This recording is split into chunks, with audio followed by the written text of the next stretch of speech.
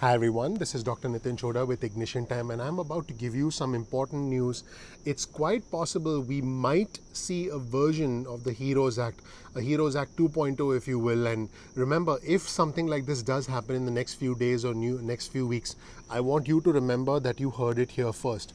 Now the reason I say this is because some news reports have come out in the last few hours that suggest that some House Democrats have actually started to pressure House Speaker Nancy Pelosi as well as House Majority Leader Steny Hoyer to try and put together a bill to reinstate the federal unemployment benefit extensions, because I think there's a growing sense of consensus, if you will, within some section of the Democratic community that this has gone on long enough, enough is enough, and we need to see some sort of a resolution. We need to see our constituents get help. In fact, I did another video where I talked about agitated Democrats. There's several Democrats that have actually been upset with this extended gridlock, and they want to see some sort of a solution, some sort of a stimulus bill. So I'm going to cover some important updates that came out in the past few hours, and I will provide you with a link in the description section of the video to these news stories so you can check out these news stories yourself. It was reported that a group of House Democrats have been pushing House Speaker Nancy Pelosi and Majority Leader Steny Hoyer to vote on a bill to reinstate the extra $600 benefits of federal unemployment benefits as early as this weekend. And the House, as you know, is returning on Saturday to vote on a bill pertaining to the U.S. Postal Service and reverse changes that the Democrats are concerned about could impact the November election. And as you know, a lot of talks have been stalled because the talks between the White House negotiators and the Democrats actually fell apart. So this is what some Democrats said. We owe it to the people waiting to get back to work across the country not only to extend unemployment benefits to help them pay their bills, but to tie their benefits to economic conditions so workers are not held hostage by another cliff like this one. And this is a joint statement by Democrats Scott Peters of California, Don Beyer of Virginia, and Derek Kilmer of Washington. They actually wrote this in a letter that was shared with news outlets, and they were referring to the expiration of the $600 a week unemployment booster that expired at the end of July. So at this point, both sides are not finding common ground. And what Pelosi said in an interview with Politico today was, we have to try to come to an agreement now. That's what the House Speaker said. And she said Democrats are willing to cut our bill in half to meet the needs right now. Now, she did later clarify that she was referring to her position of coming down by $1 trillion. She's not saying, hey, we're going to further cut it by half. She did clarify that. But that was interpreted by many people, thought that that was a sign that the speaker was willing to compromise.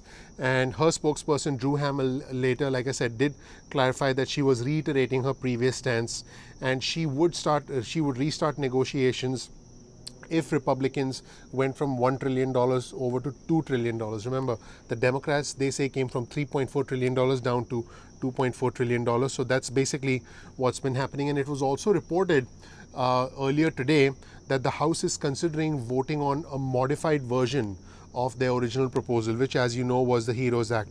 And Treasury Secretary Steven Mnuchin has said that he hoped the Democrats would return to continue the negotiation. He said, and I quote, hopefully, since Speaker Pelosi is coming back to look at postal, hopefully she'll be more interested in sitting down. And he said that the GOP, meaning the Republican Party, the grand old party, has agreed to increase its offer in several areas. So that's where those things stand right now. Now, here's another report that said House Democrats consider new push on pandemic relief. So with the House returning to deal on the post office, some Democrats are concerned about the stalemate over a larger pandemic package. So they do want some sort of a solution. So there was an idea that was floated a couple of days ago on the, not a couple of days ago, today, by Representative Cedric Richmond, and he's a close ally of the House Democratic Whip.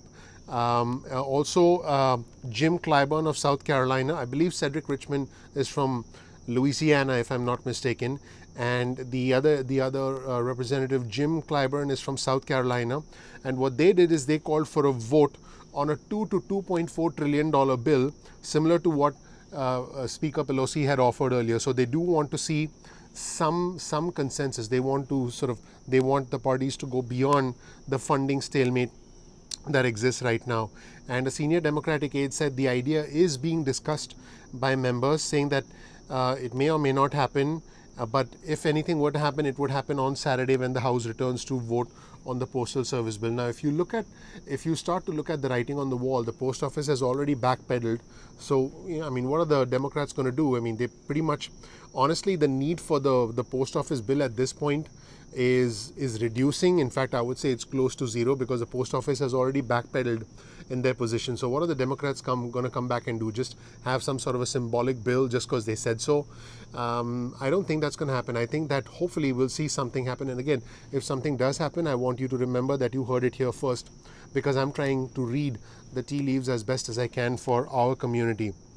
So this is what Representative Anthony Brindisi from New York said. Yes, we need to save the post office, but we can't forget about the real crisis many of our working families are facing. So let's save the post office and work together to provide relief to struggling families, businesses and communities everywhere.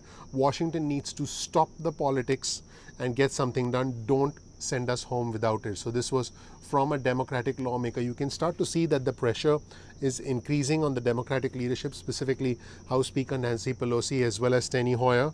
And another House Democrat said, frankly, to return to DC and vote to protect the Postal Service from ruin without voting to protect people and businesses from further ruin would be inexcusable. So you can start to see that the stakes are sort of increasing. And Steny Hoyer from Maryland, the second highest ranking Democrat, by the way, in the House after House Speaker Nancy Pelosi, is supportive of taking up a pandemic relief package. That has also been reported. And he said, Steny did say that he was open to that. And in the meantime, Senate Republicans are also considering including a pandemic relief package that includes $10 billion for the Postal Service. So it sounds like the two sides are sort of in agreement about that part. Hopefully the other things can fall into place. And I can't believe I'm saying the other thing. The talk about the pandemic relief should be the primary thing. But, this is the world we live in right now. So now, just to be clear, there is no indication right now that the Senate would return from its recess to vote on such a plan. So even if the House does pass something, it would require the Senate to come back and then to, to sort of pass that, and then that gets signed by the president.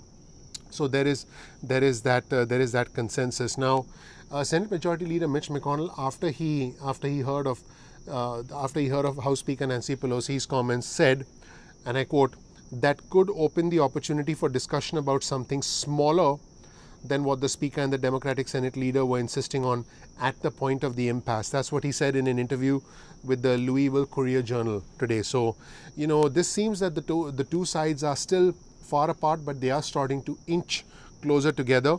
There's still a long way to go. I just want to be clear, but the idea is to look at the signs and hopefully something can happen. And House Speaker Nancy Pelosi did say that, they'll make an adjustment. And she said, I quote, we'll take it up again in January. So it's possible that both sides might seek a win here and have a stimulus relief package. And both sides can then start to take credit for it, so that the whole executive order that was created by the president is sort of will be overridden, will be superimposed by this legislative action from Congress, from the House to the Senate, signed into law by the president.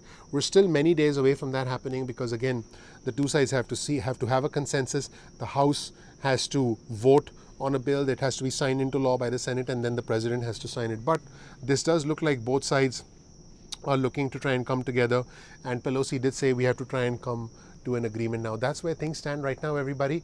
This was a behind the scenes update, if you will, about information that's really not being covered anywhere else. And I hope you learned something new. If you did learn something new, please click like, please click subscribe. Also, please enable notifications so you get instant updates about our videos going forward. If you want to get breaking news and alerts from us, get your cell phone out, send a text message with the word ignition or time. Hopefully I can send you good news. Wouldn't it be great to get a text message saying, new stimulus bill approved? That would be phenomenal, wouldn't it? Obviously, I'll do it if it happens, because I don't want to give any of our viewers false hope. Wouldn't it be great to receive a text message like that? So go ahead and get your cell phone out, send a text message with the word ignition or with the word time, because the name of our channel is Ignition Time, and send a text message to 70,000. That's 70000, and then you'll get added to our alerts list. You can also get added to our email list and opt out at any time. We release videos at 2 p.m. East Coast time most days of the week. Thank you so much for watching. We'll see you in the next video at Ignition Time. Thanks. Take care. Bye.